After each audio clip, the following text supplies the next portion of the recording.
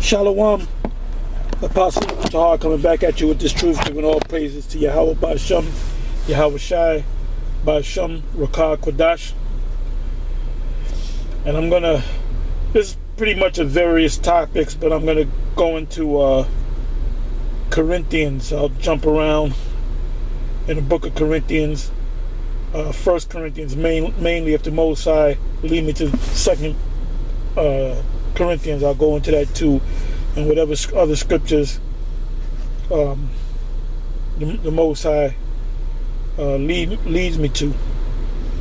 Anyway, I'm going to start with 1 Corinthians 13. I'll start the 9th verse and read down to the 13th verse, which is the last verse. It says, "For we know in part, and we prophesy in part." Now the Most High tells us in through the Apostle Paul, it speaks about prophesying. Matter of fact, let me go to it.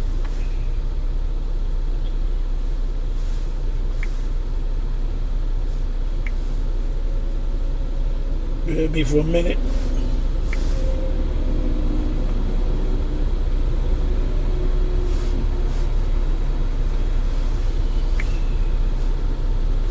That ain't it.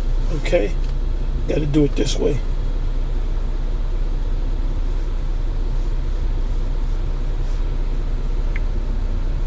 Okay. 14. 1 Corinthians 14. And I'll start at 1. 1 Corinthians 14 verse 1. "Follow after charity." Now the Apostle Paul spoke about that in the 13th chapter. Because there was a lack of charity in the among the Israelites that were part of the Church of Corinth. And the Church of Corinth, they were out of order. That was the most out of order church out of all the churches when you read the accounts. So they didn't have no love, you know. They were childish. You know, they got on Paul about the money situation, which I'll go into, and we got this set, and you know, we got members of the Church of Corinth among us today, which I call grimy ass niggas, dudes that have a problem with everything, man. You know, they you know, if you got, I'm talking to you camp leaders, right, and GMS and Great Millstone. If you got a guy that's under you that's completely out of order or somewhat out of order, you got to check that guy. Scriptures speak about marking that man. And we're in a house cleaning. We've been in a house cleaning, man. If you got a guy that he joins the camp, you know, it's in his mouth is sweet as honey, but in his belly is bitter. And he's in the bitterness stage of this thing, and he's got an attitude. You know, when you go out there on the highways and the byways, whether it be Saturday or Friday or whatever day y'all go out, and it's up to you as to what day is most convenient. You know, everybody's supposed to be, you know, on the same accord, and that you all show the same diligence. That's in Hebrews. I believe that's Hebrews 6 and 11 or Hebrews 4 and 11. Anyway, when you go out there and speak, you gotta speak in the spirit. When you go out there on the highways and the byways, this is not a thing where you go through the motions. Anybody that's going through the motions with this thing, like right now, I didn't know I was gonna do something. I was on the road working earlier. I just pulled over. I'm at some gas station on the side, pulled over. And I said, let me do a video, because I got my camera with me, and of course I got my smartphone to bring up scriptures. But anyway, anybody that's going through the motions of this thing, and you can tell, you can look at it the way the guy speaks. He's going through the motions. He's just talking, you know. Or if he does a video, he's with other brothers. You can see he ain't in it. Well, he's in that bitterness stage that John, what it's spoken about in John St. John. I mean, I'm sorry, not St. John. It was John, but it was John on the Isle of Patmos in Revelation, the 10th chapter. He took the little book and he ate it, and then inside in his mouth it was sweet as honey, so it tastes good. Hey, when you take some honey, especially like Manuka honey or any type of real honey, not that golden blossom bullshit, that's not honey. I'm talking about real honey, and it's entering your mouth. That's the sweetest, man. That's got to be the sweetest thing on the planet. Even Samson said that. What is sweeter than honey? What is stronger than a lion? So honey is sweet. Anyway, getting back to Revelation 10, when John took the book and ate it, he said it was sweet as honey in his mouth, but in his belly it became bitter. So once you digest it, it's not as sweet. You might be out there teaching, and your so-called boss may see you out there, and all of a sudden you get laid off or fired, and you know why. He might not tell you. Well, there's brothers that I know one brother that he was working for a company. I'll say that.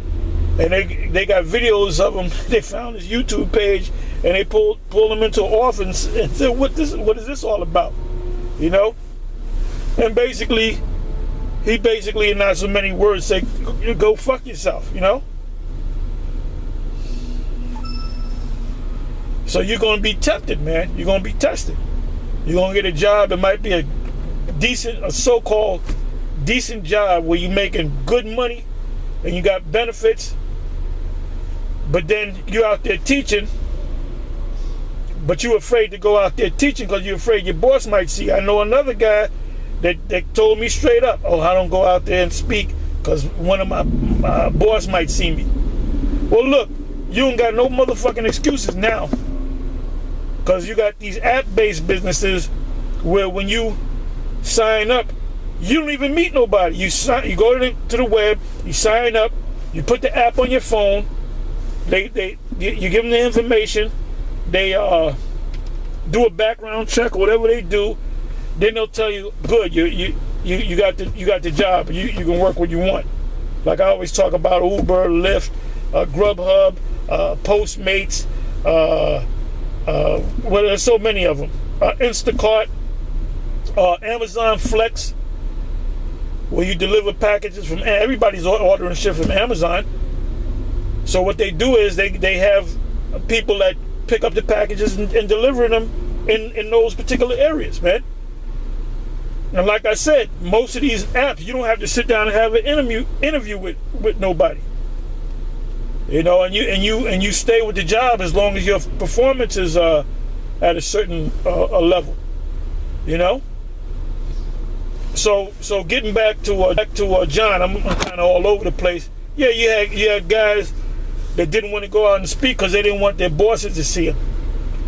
Then you come into the truth, and your lifestyle changes with your girl, your woman, and all of a sudden she's arguing with you because you don't want to do nothing on a Saturday with her, and you always with the brothers, and you're really into that woman, and a lot of men have fell out this truth because of a woman.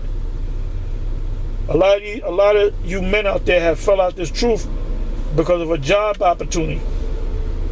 When you get a particular job, like one brother said on the comment board on one video, and he's down with GMS. He said I guess he was gonna get a job out there in Dubai. No, you don't want to go out to Dubai.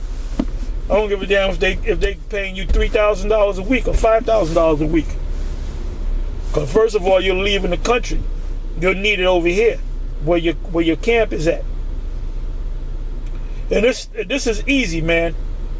You know, you do your sit down, and everybody in Great Millstone that's been in this thing for 6 months or more, you're supposed to grow to a certain level. And I put out an order that everybody should be doing no more than at least 3 videos a week. Now this is where you camp leaders come in. Are all your men that's been in this thing 6 months or more doing 3 videos a week? 3 quality videos? Well, if they're not, that's a problem. And that's grounds for you telling the guy, look, you out the camp, man.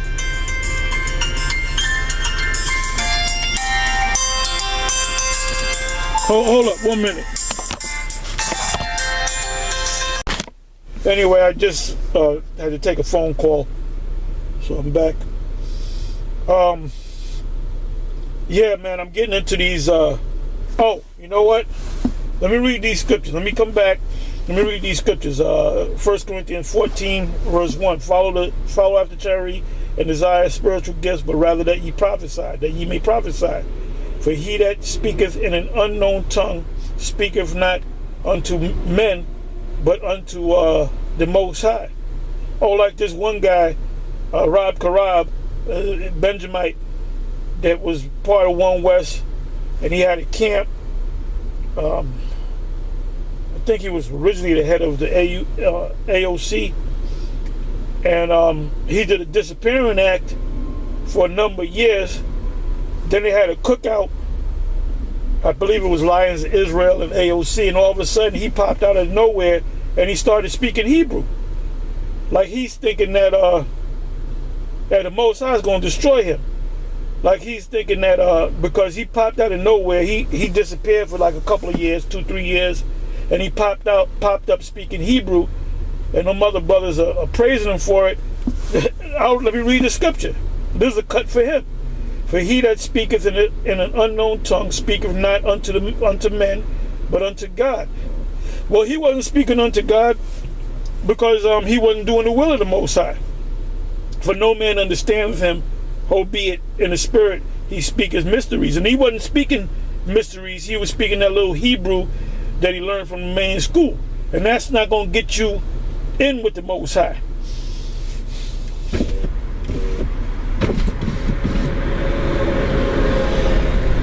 But it says, but he that prophesieth speaketh unto men to edification and exhortation and comfort. He that speaketh in an unknown tongue edifieth himself, but he that prophesieth edifieth the church. 5th verse. I would that ye all spake with tongues, but rather that ye prophesied. For greater is he that prophesieth than he that speaketh with tongues, except he interpret, that the church may receive edification. So he's really prophesying. Okay, now I want to jump back to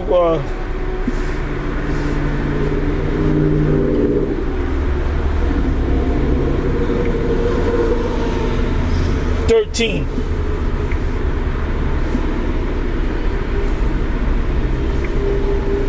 I'm going to go to the 9th verse. It says, for we know in part, and we prophesy in part. 10th verse. But when that which is perfect is come, then that which is in part shall be done away with, or done away. You know what that means? The truth that we bring out there, when we go out there on the highways and the byways, and we teach this word, we're teaching it based on what we know, based on what we learned from our teachers before us, and based on what the Spirit gave us as far as these breakdowns are concerned. So in the kingdom, you know, there's not going to be no camps in the kingdom. I don't know if you know that or not. We ain't going to have no 12 tribes sign going out there on the highways and byways prophesying. What you going to prophesy about? It says 11th verse. When I was a child, and the reason why the Apostle Paul made this statement in 11th chapter is because the church of Corinth was completely out of order, man. They gave him a hard time about helping him monetarily wise. And that's in 1 Corinthians, the 9th chapter. But he said he was going to teach anyway. You know, whether he had to work like I said, just like now, it happened back then. You had a lot of knuckleheads and you had a lot of grimy niggas in Israel. Now, when you go back to the One West days, there had to be at least 2,000 plus people that came in that thing, and that the truth, and they all fell, and the majority of them, 99% of them, fell off. There's only a handful left that's teaching, but they're doing their own thing. A lot of them don't go out on the highways and the byways, which there's several scriptures on that. Matthew 22, Luke, was that Luke 10? Like the second and third verse. There's many scriptures on that, going out on the highways and the byways. Which guys, they got YouTube, so they'll do like little in studio things, and they're doing their own thing, man. They're not doing the will of the Father. Anyway, it says, so they were childish. You know, you're a grown man. You might have a couple of children. You might have a woman. You're supposed to be out there working, man. And every man in Great Millstone, every man that's part of Great Millstone, you got to be out there working, man, during the week. Not being a super duper Israelite on a Saturday and being a grimy ass nigga eating fucking sugar pops and playing video games, man. And it's time for you leaders in the various camp to do house cleaning, man. You got grimy niggas in your camp. Get rid of them. Just get rid of them, man. You can give them a warning. Look, if you don't get your act together, then you tell them, look, brother, you out, man. Or suspend him for 6 months. And if you come back with the same BS, suspend him for another 6 months. He'll eventually get the message, man. Hey, look, Great Millstone got to be cleaned out, man. There's too many grimy niggas up in here. Okay, it says, when I was a child, I spake as a child, I understood as a child, I thought as a child. So there's certain things you expect from a child. You don't expect a kid that's 8, 9 years old to go out and get a job. You know, you're the parent, and you're supposed to take care of the kid. You're supposed to make sure that your child is fed.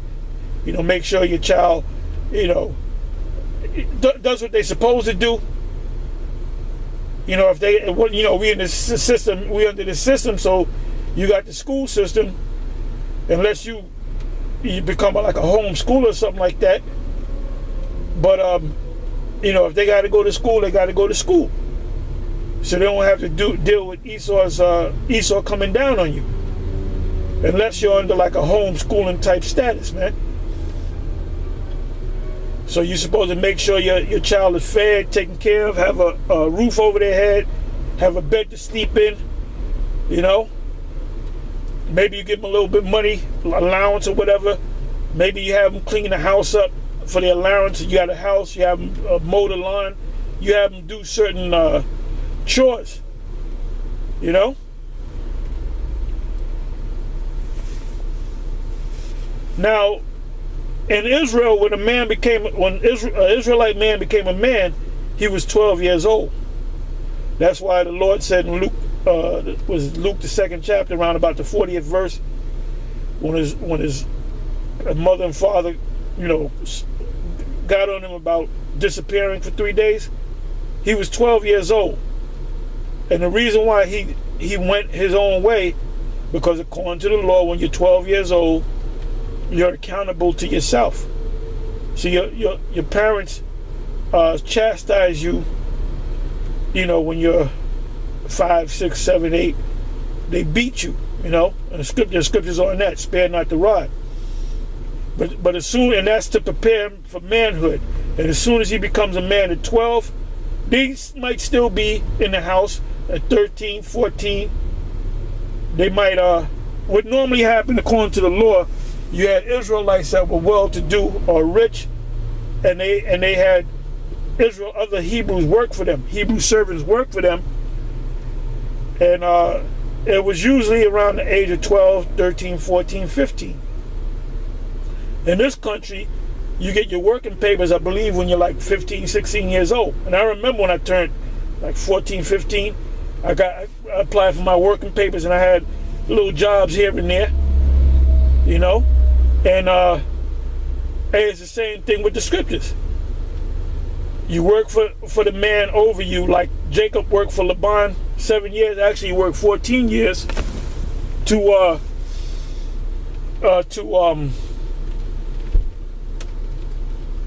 receive, you know, his due at the end of the 7th year. So he worked 7 years for Rachel, and Laban pulled a fast one on him and brought out a custom and a law, and he said, well, I'll work another 7 years for Rachel again. So he wound up getting both of them. And he supplanted Laban any damn way to get his riches. So that's how you became rich. You started working for another Israelite. Let's say you started working at 14, 15, 16, 17, 18, 19, 20, 21. At 21, you were well-to-do and you can have your own servants. So now in this society, you got to get a job.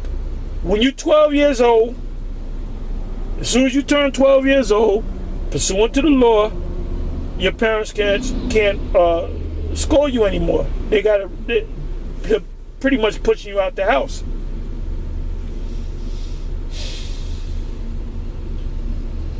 So it applies now. So anyway, let me read this again, 11th verse. 1 Corinthians 13, verse 11. When I was a child, I spake as a child. I understood as a child. I thought as a child. But when I became a man, I put away childish things. Yeah, you got to put away childish things, man. You know, first of all, a grimy nigga is nothing but a child, an undisciplined child. And the scriptures tell you in Deuteronomy, the 21st chapter, I believe it's in, when you have a stubborn son, it says the father and the father and the mother will bring them to the judges, and that child is stoned to death. They picked up stones and they stoned him to death because he didn't want to go out and work, and he just wanted to be a drunkard, a glutton. He didn't want to do nothing. So if you're one of those type of people, the law says put that man to death, or put that young man to death. And that's usually when you're about 12 years old. 12 years old, that's when you become a man. And that's why the Apostle Paul got on the church of Corinth for that particular thing. Then it tells you in 1 Corinthians, the 12th chapter, it speaks about order and government and certain positions that you have. The scriptures speak about deacons, the scriptures speak about bishops, the scriptures speak about elders, the scriptures speak about apostles. Another example is Acts the 6th chapter, where there was a situation with business, and it came up to the disciples or the apostles. And what the apostles did, they said their thing was about fasting, prayer, and ministering this truth. So the top men, the top teachers, we're supposed to be occupied in pushing this truth out, man. And then the ones under us are supposed to take care of us financially, man. But basically, we're experiencing this same thing that Paul experienced with the church of Corinth. Like I said, read 1 Corinthians, the 9th chapter. But then Paul cursed him out anyway. He said, you're not going to make my glory void. So Paul made money the best way he can. He did what he had to do, and certain other churches helped him.